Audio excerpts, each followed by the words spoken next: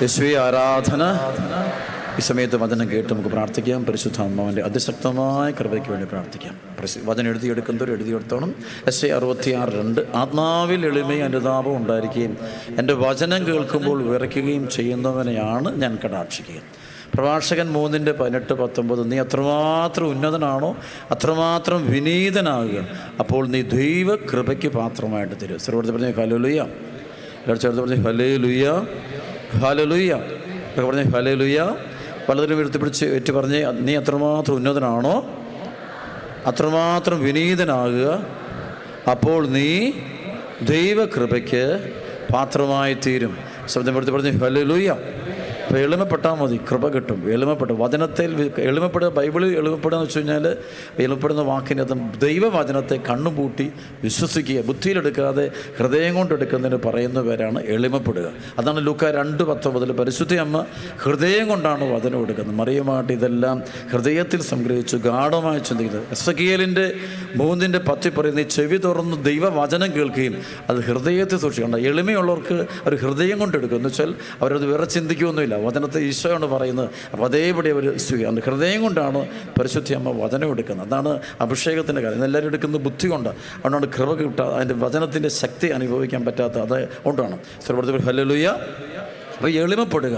അതാണ് ലൂക്കാ 1:38 ഇതാ കർത്താവിൻ്റെ ദാസി നിൻ്റെ വചനം പോലെ നിറവേറ്റ. അപ്പോൾ അമ്മ എളിമപ്പെട്ട് ദാസിയെ പോലെ നിൽക്കുക. അപ്പോൾ അതുകൊണ്ടാണ് അമ്മയിലേക്ക് കൃപ വന്നത്.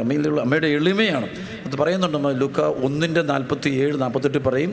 അതായത് ദൈവം തൻ്റെ ദാസിയുടെ താഴ്മയെ കടാക്ഷിച്ചു. കണ്ടോ, എളിമയുള്ളവരാണ്. അപ്പോൾ വചനത്തെ വിശ്വസിക്കുന്നത് കണ്ണും പൂട്ടി വിശ്വസിക്കലാണ്. അതുകൊണ്ട് കൃപ ലഭിക്കുന്നത്. എഫേസസ് 2:8-9 വിശ്വാസം വഴി കൃപയാലാണ് നിങ്ങൾ രക്ഷപ്പെട്ടത്, നേടിയെടുത്തതല്ല ദൈവത്തിൻ്റെ ദാനം. അതിന് കൃപ വരുമ്പോഴാണ് നമുക്ക് വലിയ അനുഗ്രഹങ്ങൾ, നമുക്ക് ഈശോ അനുഭവം കൂടുക. അപ്പോൾ നമുക്ക് നമ്മൾ പോകുന്ന വഴിയൊക്കെ ദൈവിക ജ്ഞാനം കിട്ടും. നമ്മൾ ചെയ്യുന്ന പ്രവർത്തികളൊക്കെ ഭയങ്കര അനുഗ്രഹം. നമ്മുടെ സമ്പത്തും നമ്മുടെ മക്കളും നമ്മുടെ കുടുംബാംഗങ്ങളും ഒന്നും നഷ്ടപ്പെടില്ല.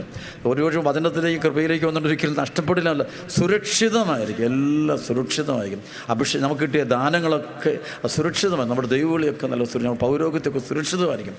സന്യാസമൊക്കെ സുരക്ഷിതമാവും. കുടുംബങ്ങളൊക്കെ ഇടവയൊക്കെ അല്ലെങ്കിൽ സുരക്ഷിതമാവും. വചനത്തിലേക്ക് വരുമ്പോൾ അത് സുരക്ഷിതമാവും. സമ്പത്തൊക്കെ ഭൗതിക സമ്പത്തും ബിസിനസ്സൊക്കെ സുരക്ഷിതമായി തരും. അവിടെയൊക്കെ തിന്മയുടെ ശക്തിക്ക് പിന്നെ പ്രവർത്തിക്കാൻ പറ്റത്തില്ല. കൃപയിൽ വളർന്നു വരുന്നത് കാണാൻ പറ്റും. ശ്രീ ഹല്ലേലൂയ. ഒറ്റവിളിയോട് ഹല്ലേലൂയ. അതാണ് സംഖ്യ 23:23 പറയും യാക്കോബിന് ആഭിചാരം ഏൽക്കുകയില്ല, ഇസ്രായേലിനെതിരെ ക്ഷുദ്രവിദ്യ ഫലിക്കത്തില്ല. അതുകൊണ്ടോ യാക്കോബ് നമ്മൾ വചനത്തിൽ നിൽക്കുന്നുണ്ട്. കൃപയിൽ നിൽക്കുമ്പോൾ ആര് നമുക്കെതിരെ എന്ത് കൂടോത്ര മന്ത്രവാദം എന്ത് ചെയ്താലും നമ്മളത് ബാധിക്കില്ല, തൊടാൻ പറ്റത്തില്ല. കാരണം 1 യോഹന്നാൻ 4:4 നമ്മൾ നിൽക്കുക. അതായത് നിങ്ങളുടെ ഉള്ളിലുള്ളവൻ ലോകത്തിലുള്ളവനേക്കാളും വലിയവനാണ്.